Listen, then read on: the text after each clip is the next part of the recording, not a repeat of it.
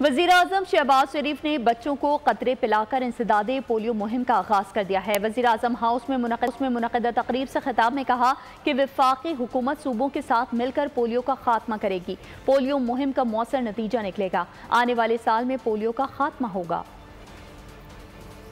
Polio की मुहिम का आगाज़ किया है। मैं समझता हूँ कि हमारी ये मुहिम वफ़ाक़ी हुकूमत सूबों के साथ मिलकर पोलियो का जो एक दाग है पाकिस्तान के माथे पर, ये हमेशा के लिए ख़त्म हो जाएगा। ये बीमारी पाकिस्तान की सरहदों से हमेशा के लिए चली जाएगी और दोबारा कभी वापस नहीं लौटेगी। पोलियो वर्कर्स जो हैं पूरे पाकिस्तान में, जिनका एक जाल बिछा है हेल्थ सेक्रेटरीज़ के साथ मिलकर, इंशाअल्लाह इस मुहिम का बड़ा एक मौसर नतीजा निकलेगा और अल्लाह ने चाहा तो आने वाले माह साल में इंशाअल्लाह इसका खात्मा होगा।